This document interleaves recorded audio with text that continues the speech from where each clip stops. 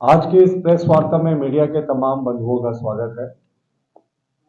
देखिए, राज्य सरकार ने शिक्षण संस्थानों में आतंक का माहौल पैदा करने की कोशिश की है।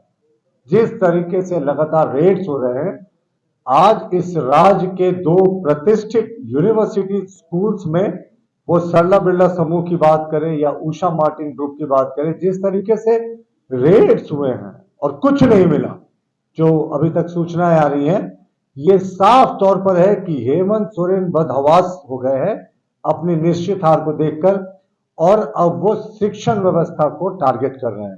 राज्य की शिक्षा व्यवस्था, सरकारी शिक्षा व्यवस्था किस तरीके ध्वस्त हो गई, वो मैं आपको दिखाऊंगा आंकड़ों के साथ आगे।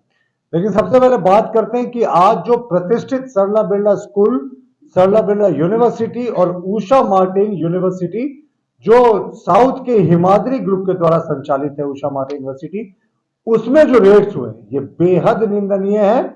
और जिस तरीके से पुलिस ने टेरर कर दिया है, और क्या सरला बिरला यूनिवर्सिटी में जब पुलिस की टीम गई, कोई सर्च वारंट नहीं था उनके पास। जब सर्च वारंट मांगा तो वो सर्च वारंट दिखाने में असक्षम रहे।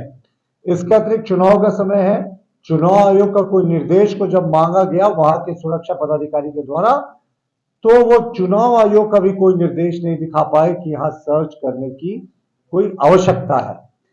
और जिस तरीके से ये राज्य सरकार की बौखलाहट दिखा रही है ना, निजी संस्थानों को लगातार ये टारगेट कर रहे हैं। और सरला बिरला और उषा मार्टिन से ये भी खबरें आई कि वहां जो कर्मचारी सुरक्षा कर्मी थे, उन्होंने जब जानना चाहा कि सर्च वारंट कहां है, तो पुलिस अफसरों ने, पुलिस कर्मियों ने उनके साथ बदसलूकी की और कुछ लोगों ने मारपीट का भी आरोप लगाया।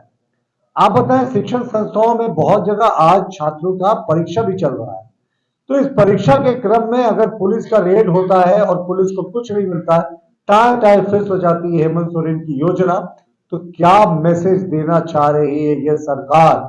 शिक्षण संस्थाओं को डुबाना चाह रहे हेमंत सोरेन। अब हेमंत सोरेन की विदाई तो तय है, तो ऐसा लग रहा है कि वो अपने फेयरवेल गिफ्ट में शिक्षण संस्थानों को पंगु बनाना चाहते हैं। और सरला बिरला, अगर हम बात करें सरला बिरला ट्रस्ट की, तो 1913 से सरला बिरला ट्रस्ट जो है वो सेवा के क्षेत्र में है। अस्पताल से जिस सफर की शुरुआत हुई थी, बाद में बहुत प्रतिष्ठित विद्यालय बना जो राज्य में पूरा जाना जाता, और अब सरला बिरला विश्वविद्यालय तो एक बहुत ही अग्रणी विश्वविद्यालय है इस प्रदेश का, जहां पर 1041 लोगों को नौकरियां मिली है प्रत्यक्ष रूप से। तो आप सोच सकते हैं कि 7000 6000 लोगों की आजीविका चलती है वहां से सीधे एम्प्लॉयमेंट के जरिए, और 12,000 छात्र जो है वो सरला बिरला समूह में पठन करते हैं।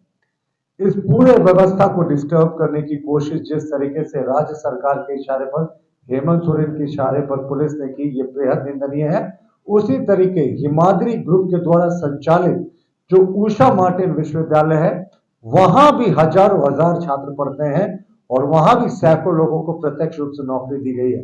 वहां भी पुलिस ने रेड किया, अकाउंट्स में कुछ पैसे मिलने की बात हो रही है, बहुत मामूली रकम, लेकिन कोई चुनाव से जुड़ा कैश की जब्ती ना तो सरला बिरला यूनिवर्सिटी में हुई, ना सरला बिरला स्कूल में हुई, ना ही कोई कैश की रिकवरी या कोई चुनाव से जुड़े दस्तावेज की रिकवरी हिमाद्री ग्रुप के द्वारा संचालित उषा मार्टिन ग्रुप से हुई।